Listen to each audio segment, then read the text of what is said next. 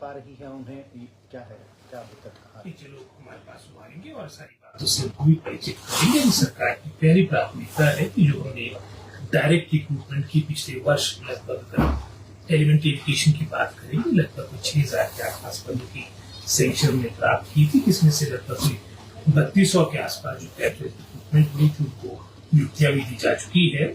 इसके अलावा लगभग 2800 के आसपास हमारे चयन आयोग हमीरपुर में हमारे जो पद थे, और आप जानते हैं कि कारण से वहाँ पर पिछले साल 1.5 साल में आपकी रिक्रूटमेंट का प्रोसेस प्रारंभ नहीं हो पाया था। अब लगभग वो भी सारी बातें क्लियर है। तो जैसे ही मैं समझता हूँ ये हमारी दूसरी प्राथमिकता ये रहेगी कि 2800 पदों की आपकी रिक्रूटमेंट का प्रोसेस प्रारंभ हो, उनकी नियुक्तियां हो।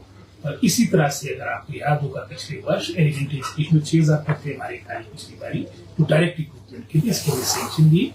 हायर एजुकेशन के 1500 पद थे लेक्चरर्स के, जिसमें से आपके लगभग कोई 50% के आधार पर, यानी आपकी प्रमोशन के माध्यम से प्लस आपकी डायरेक्ट रिक्रूटमेंट के माध्यम से आपके लगभग 700 पद हमने भरने थे।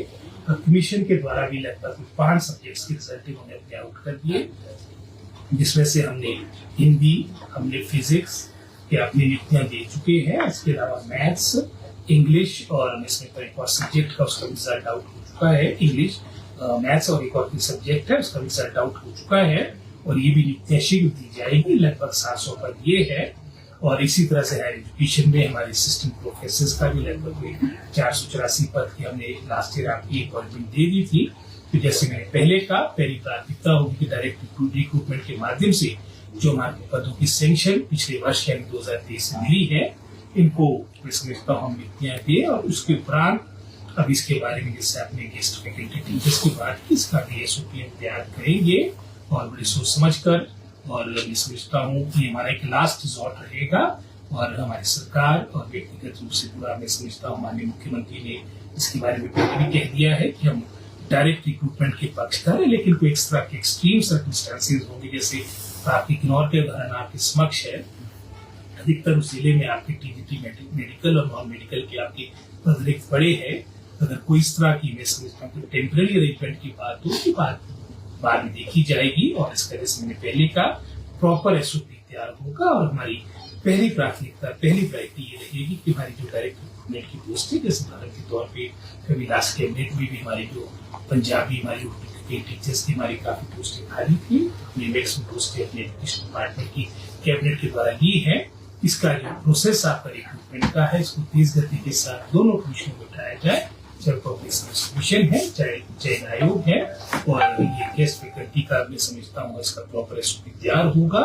इसको कैसे इसको तरह करके उतारना ही देखा जाएगा, लेकिन जैसे मैंने पहले कहा, पहली प्रायोरिटी हमारी डायरेक्ट रिक्रूटमेंट है। सर, सत्र शुरू होने वाला है, भाजपा कह रही है कि सदन के अंदर भी और सदन के बाहर भी सरकार को घेरेगी, कितनी तैयार है सरकार? वो मैं समझता हूँ अपना कर्तव्य करेंगे, उन्होंने अपने विपक्ष की भूमिका निभानी है और हमने मैं समझता हूँ अपनी तैयारियां करनी है। और हमारा पूरा प्रयास रहेगा सरकार का कि हम मैं समझता हूँ जिनके प्रश्न होंगे, जो मुद्दे वो उठाएंगे, उनका मैं समझता हूँ सही तरीके से हम जवाब दें। और निश्चित रूप से ही अपने विपक्ष के साथियों से आग्रह रहेगा कि सभी समझता है कंस्ट्रक्टिव ऑपोजिशन के रूप में अपना रोल निभाए, जिसके माध्यम से मैं समझता हूँ आने वाले समय में मध्य प्रदेश और प्रगति के साथ आगे बढ़ेगा। सर, भर्तियां हुई भी है, होने की भी आप बात कर रहे हैं, आगे भी चलेगी प्रक्रिया, प्राथमिकता दी जाएगी।